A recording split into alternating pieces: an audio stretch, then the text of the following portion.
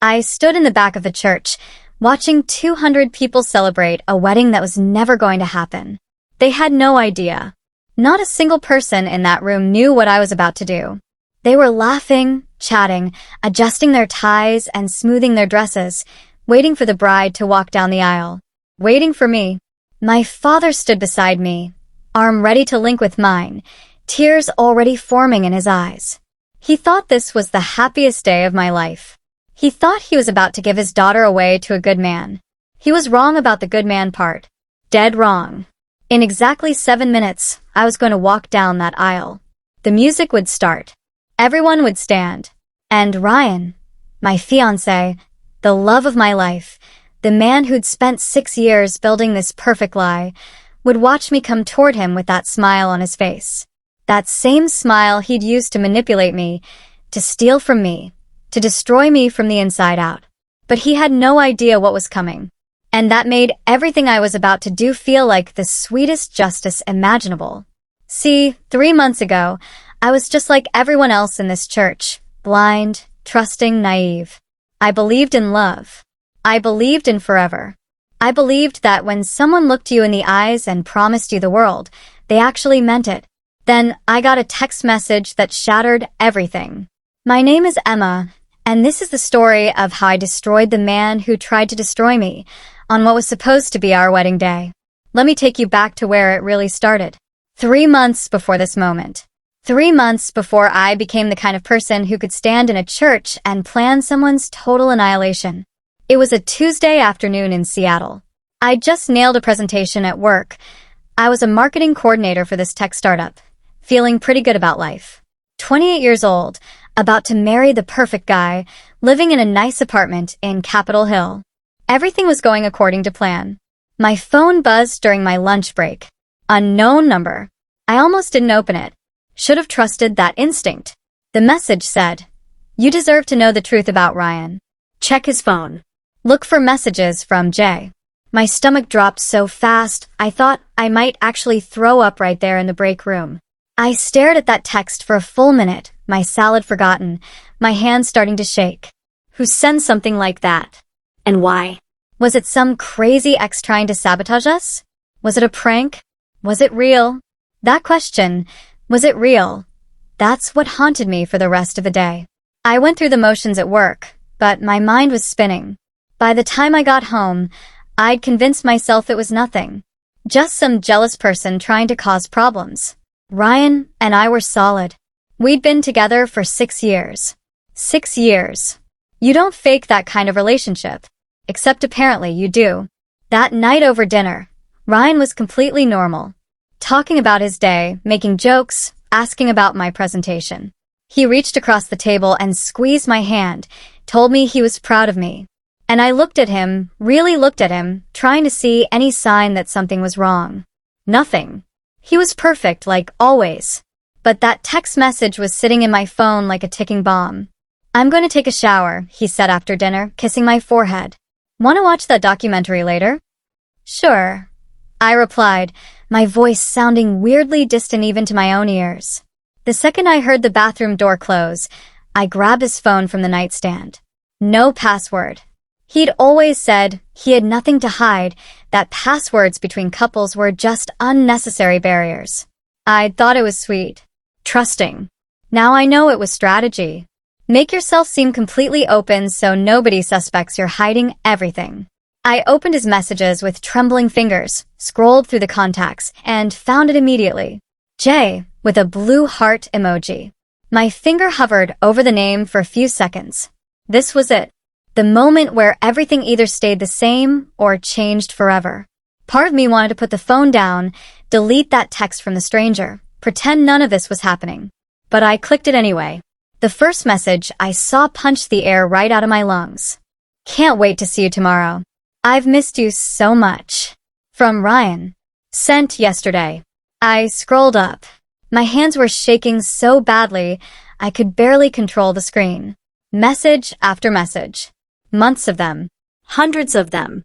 Sweet things, intimate things. Inside jokes I wasn't part of. Photos of them together. Him and some woman I'd never seen. Plans to meet at hotels. References to trips he'd told me were for work. My vision started to blur. I couldn't tell if I was going to cry or scream, or just pass out right there. Then I saw the message that changed everything. I know we have to be careful, but after the wedding, I'll have access to her trust fund. Then we can finally be together for real. Just a few more weeks, babe. Then we're free. I read it 3 times. 4 times. 5. Her trust fund. My trust fund.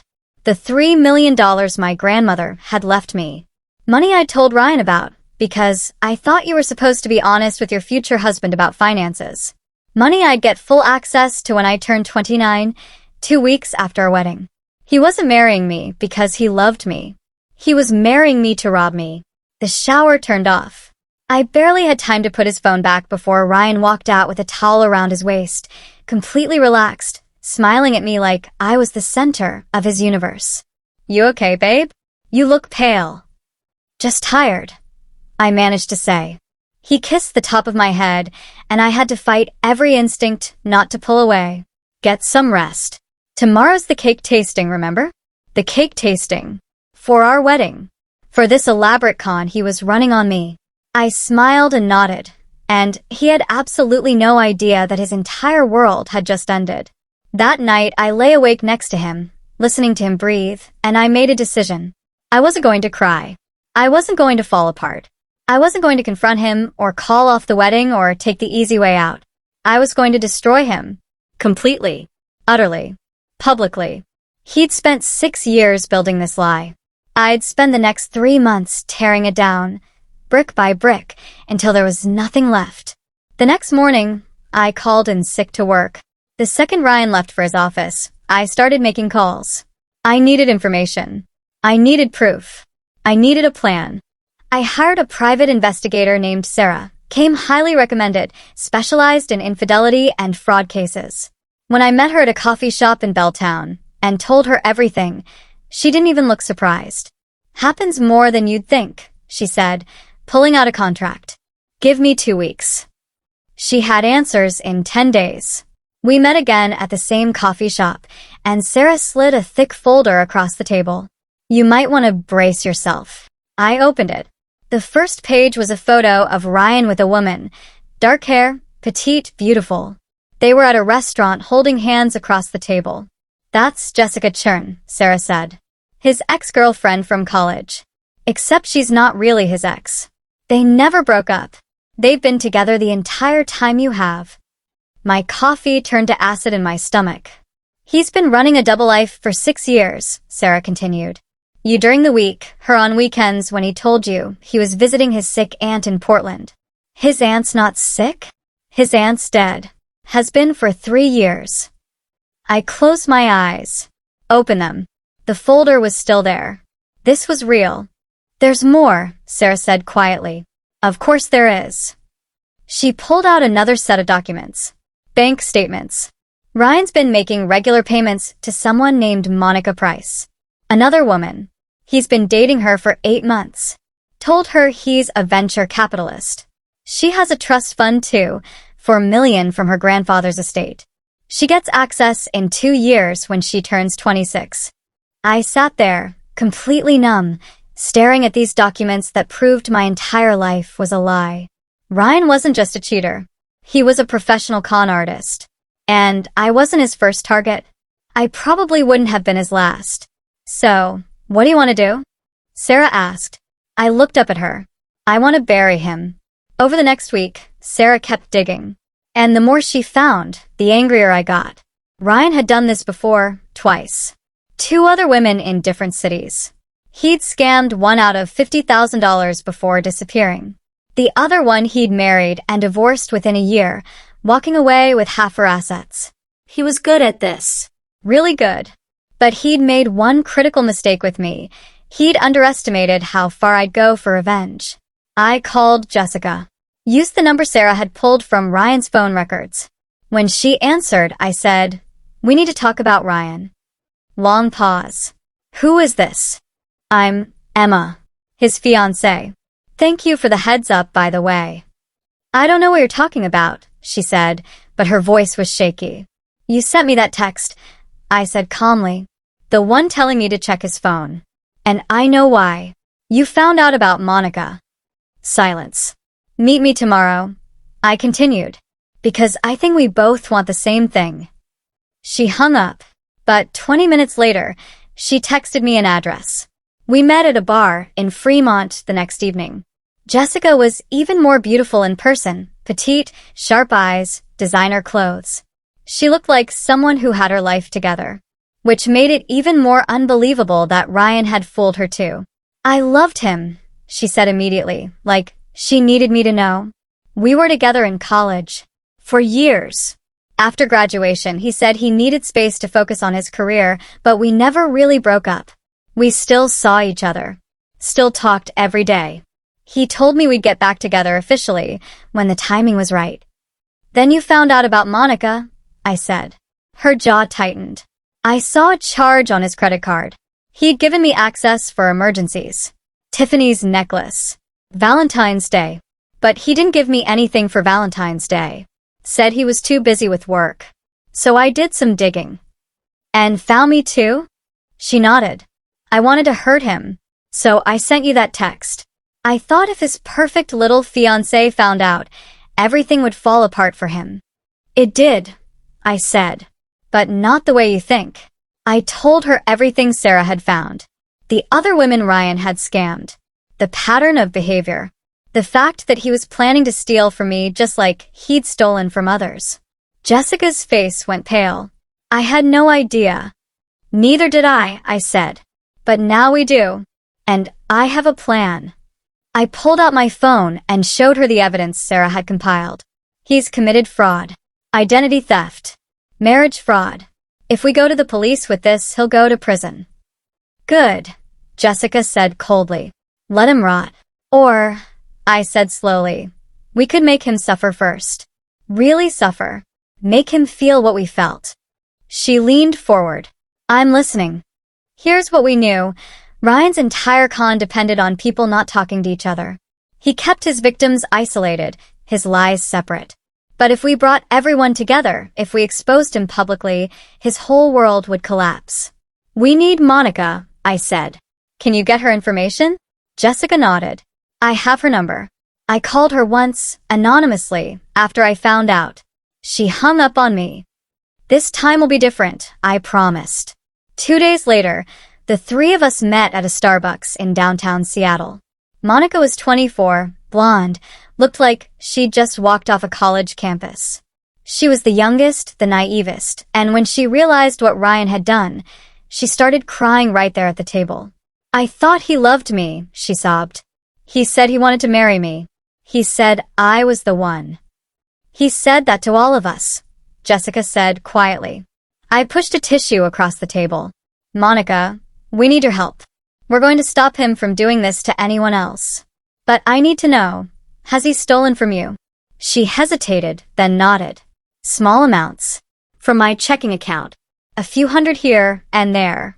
He said he'd pay me back, but he never did. That's theft, I said. Financial fraud.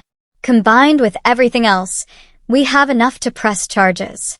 But I want more than that, I continued. I want him to feel what we felt. The humiliation. The betrayal. The public destruction. How? Monica asked. I smiled. The wedding. Here's what I'd figured out. Ryan thought he was in complete control. He thought I was clueless. He thought he'd marry me in 3 months, access my trust fund, drain the accounts, and disappear with Jessica or Monica or whoever he'd chosen. He'd done it before. He knew the playbook. But this time, the playbook was going to burn him alive. I told Jessica and Monica my plan. At first, they thought I was crazy. But the more I explained, the more they understood the genius of it. We were going to let the wedding happen. Everything would proceed normally. Invitations, rehearsal dinner, the ceremony. But at the altar, right before we said our vows, I was going to expose him. In front of everyone. His family. My family. All our friends. 200 witnesses. But we need evidence, I said. Hard evidence. Video, audio, documents. Everything. So when I destroy him, he can't talk his way out of it. Sarah helped us gather everything. We compiled 6 years of lies into a comprehensive dossier. Screenshots of his messages with all three of us. Financial records showing the theft. Testimonies from his previous victims that Sarah had tracked down. Even security footage from hotels where he'd taken Jessica while telling me he was at work conferences. We also hired a lawyer, a woman named Patricia Chin who specialized in fraud cases. She reviewed everything and confirmed we had enough for criminal charges. But if you want to do this at the wedding, Patricia warned me, you need to be prepared for the fallout. It's going to be public. Messy. Everyone will have opinions. Good, I said. Let them talk. Let everyone know exactly who Ryan is. The next 3 months were the hardest of my life. I had to pretend everything was fine. I had to smile at the bridal shower my mom threw for me. I had to taste cakes and pick out flowers and write vows I knew I'd never say.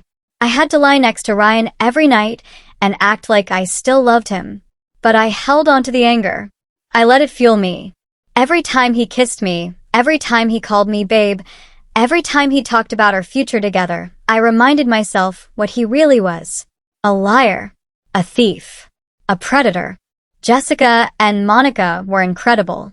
They fed me information, helped me plan every detail, kept me sane when I wanted to just burn everything down early. We became this weird, trauma-bonded team of women united by one goal: destroy Ryan. How are you holding up? Jessica asked me one night, 2 weeks before the wedding. We were at her apartment, going over the final details. I'm terrified, I admitted. What if something goes wrong? What if he figures it out? He won't, she said firmly. He's too arrogant. He thinks he's smarter than all of us. He's about to find out he's not, Monica added. The week before the wedding, we had one last meeting with Patricia and Sarah. Everything was ready. We had backup plans for the backup plans. Sarah had arranged for videographers to be at the church. Ryan thought they were just extra cameras for the wedding video. Patricia had coordinated with the police to have officers on standby outside. Once you expose him, Patricia explained, he's going to try to run. We'll have officers ready to detain him for questioning. With the evidence we have, they'll arrest him on the spot. What are the charges? I asked. Fraud, identity theft, wire fraud, theft by deception. We're looking at federal charges because he crossed state lines with the previous victims. He's looking at 10 to 15 years minimum. 10 to 15 years. It should have made me feel better, but honestly, it didn't feel like enough. Not for 6 years of my life. Not for what he'd done to Jessica and Monica and those other women. But it was something. It was justice. The night before the wedding, Ryan took me out to dinner. Our last night as an unmarried couple, he called it. We went to this expensive restaurant overlooking Elliott Bay, and he was so charming, so attentive, so perfect. I can't believe we're finally doing this, he said, reaching across the table to take my hand. Tomorrow, you become my wife. It's everything I've ever wanted. I looked into his eyes and saw nothing. No guilt. No remorse. Just pure calculation. I love you, he said. I love you too. I lied. That night, I didn't sleep at all. I lay in the guest bedroom. Tradition, he'd said, we shouldn't see each other before the ceremony, and I ran through every possible scenario. What if he didn't show up? What if he somehow found out? What if I lost my nerve at the last second? But when my alarm went off at 6 a.m, I felt nothing but cold, calm determination. This was it. The day I'd been planning for 3 months. The day Ryan's entire world would end. My bridesmaids came over at 8.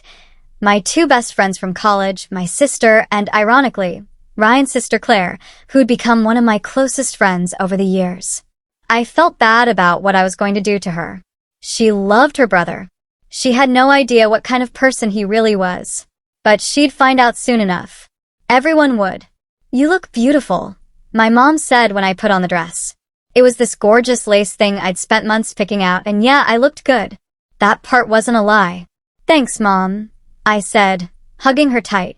She smelled like the perfume she always wore, and for a second, I almost broke down. Almost told her everything. Almost called it all off. But then I thought about Ryan's face when he saw me coming down that aisle. The victory he'd feel, thinking he'd won, thinking he'd pulled it off. No, he didn't get to win. Not this time. We arrived at the church at noon. It was this beautiful old building on Capitol Hill with stained glass windows and dark wood pews. Perfect wedding venue. Too bad it was about to become a crime scene. I stayed in the bridal suite, listening to guests arrive, hearing the murmur of 200 people filling the church. My dad came to get me at 12:30. "You ready, sweetheart?" he asked, tears in his eyes. "Yeah, Dad," I said. "I'm ready." The music started. Canon in D, classic. Basic. Ryan had picked it. My bridesmaids walked down the aisle one by one. Then it was my turn. The doors opened, and everyone stood up, turning to look at me. 200 faces, all smiling, all happy for me. And at the end of that aisle, standing at the altar in his perfectly tailored suit, was Ryan. He was smiling. That same smile he'd used to lie to me for 6 years. My dad and I started walking. Slow steps. Measured. Everyone was watching, cooing about how beautiful I looked, how perfect everything was. Ryan's eyes were locked on me. He looked happy. Confident. Like he'd already won. We reached the altar. My dad hugged me, then placed my hand in Ryan's. I felt his fingers close around mine, warm and familiar, and I wanted to pull away. But I didn't. Not yet. The officiant began. "Dearly beloved, we are gathered here today." I wasn't listening. I was watching Ryan, watching his face, waiting for the perfect moment. The officiant got to the vows. "Ryan, do you take Emma to be your lawfully wedded wife?" "I do," Ryan said, squeezing my hand. "And Emma, do you take Ryan to be your lawfully wedded husband?" This was it. The moment. I looked at Ryan, at his expectant face, and I smiled. "Actually," I said loudly, clearly, "I need to say something first." The church went silent. Ryan's smile faltered slightly. "Babe, what?" "I need everyone here to know the truth," I continued, my voice steady. "About who Ryan really is." I turned to face the congregation. 200 confused faces stared back at me. 6 years, I said. That's how long Ryan and I have been together. 6 years of what I thought was love. 6 years of planning a future. 6 years of lies. Ryan grabbed my arm. "Emma, what are you doing?" I pulled away from him. 3 months ago, I found out that Ryan has been cheating on me our entire relationship with a woman named Jessica Chun. Gasps rippled through the church. I saw Jessica stand up from where she'd been sitting in the back. She walked down the aisle to stand beside me. "This is Jessica," I said. "Ryan's girlfriend of 10 years. They never broke up. He's been with her the whole time he's been with me." Ryan's face had gone from confused to pale. "This is insane, Emma. You're having some kind of breakdown." "Am I?" I pulled out my phone. Because I have 6 years of text messages that say otherwise. I have hotel receipts. I have photos. Should I show everyone? Monica stood up from the other side of the church. She walked down the aisle too. "And this is Monica," I continued. "Ryan's other girlfriend. He's been dating her for 8 months. Told her he's a venture capitalist. Took money from her checking account. Planned to marry her after he was done with me." The church erupted. People were talking, shouting. Ryan's mother was crying. My dad looked like he wanted to kill someone. "Emma, this is crazy," Ryan said desperately, looking around at the crowd. "These women are lying. I don't even know them." "Don't you?" I turned to the videographers. They'd been recording everything just like we planned. "Roll the footage." On the screens we'd set up for the ceremony slideshow, video began to play. Ryan and Jessica at a restaurant. Ryan and Monica at a hotel. Ryan with both of them, at different times, in the same places he'd told me he was working. The church went completely silent except for the audio playing from the videos. Ryan's voice telling Jessica he loved her. Ryan's voice telling Monica she was the one. Ryan's voice in texts I'd screenshotted talking about my trust fund. "You see," I said, my voice echoing in the silent church, "Ryan didn't want to marry me because he loves me. He wanted to marry me because in 2 weeks, I turned 29 and get access to my grandmother's trust fund. $3 million. That's what I'm worth to him. That's what this wedding was really about. Ryan was shaking. You can't prove any of this. Actually, I can. I nodded to Patricia, who stood up from the audience. This is my lawyer. She has a comprehensive case filed documenting your fraud. Wire fraud. Identity theft. Theft by deception. Not just with me, but with 2 other women you scammed before. The doors at the back of the church opened. 2 police officers walked in. Ryan saw them, and his face transformed. The mask fell completely away, and I saw him for what he really was. Not charming. Not loving. Just desperate and cornered and furious. You bitch, he hissed at me.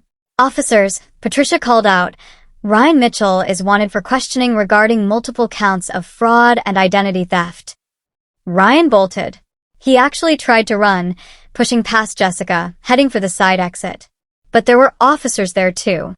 They grabbed him, pulled his arms behind his back. You're making a mistake, Ryan shouted as they handcuffed him. Emma's crazy. She's lying. This is all a misunderstanding. But nobody was listening to him anymore.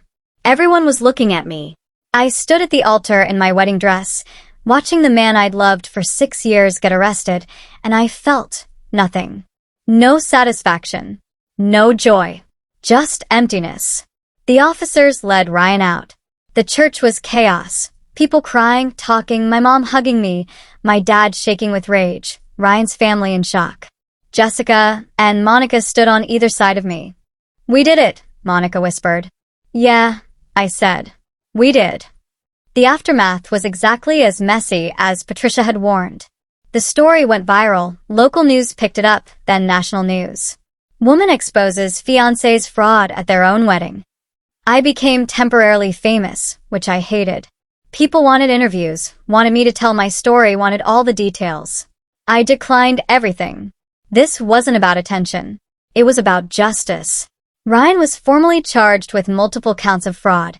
With the evidence we'd compiled, his lawyer advised him to take a plea deal. He got 12 years in federal prison. His previous victims came forward too, adding to the charges. Everything he'd built, every lie he'd told, it all came crashing down in one day. Jessica, Monica, and I stayed in touch. We formed this weird friendship born out of trauma and revenge.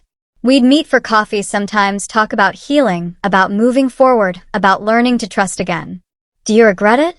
Monica asked me once, about 6 months after the wedding. Exposing him like that? I thought about it. Really thought about it. No, I finally said. He took 6 years from me. He would have taken more if I'd let him. He would have destroyed me financially and emotionally, and then just moved on to the next victim.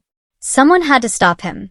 Still, Jessica said quietly, it must have been hard. Planning all that. Pretending for 3 months. It was the hardest thing I've ever done, I admitted. Some days I didn't think I could do it. But then I'd remember his face when he talked about my trust fund. How calculated it was. How little I actually meant to him. And it made it easier. A year later, I'm doing okay. Not great, but okay.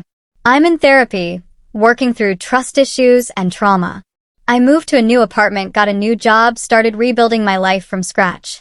Sometimes I think about that day in the church, standing at the altar, watching everything unfold exactly as I'd planned. I wonder if I should feel guilty about the public humiliation, about destroying him so completely. But then I remember, he was planning to do the same thing to me, just slower, quieter, and with none of the justice. So no, I don't feel guilty. I feel free, and now Ryan's exactly where he belongs, behind bars, with 12 years to think about what he did, and a criminal record that'll follow him forever, so he can never do this to anyone else again. If this story gave you chills, smash that like button and drop a comment. What would you have done in Emma's situation? Was this the perfect revenge, or did she take it too far? Subscribe for more unbelievable true stories like this one. Trust me, you won't want to miss what's coming next. See you in the next video.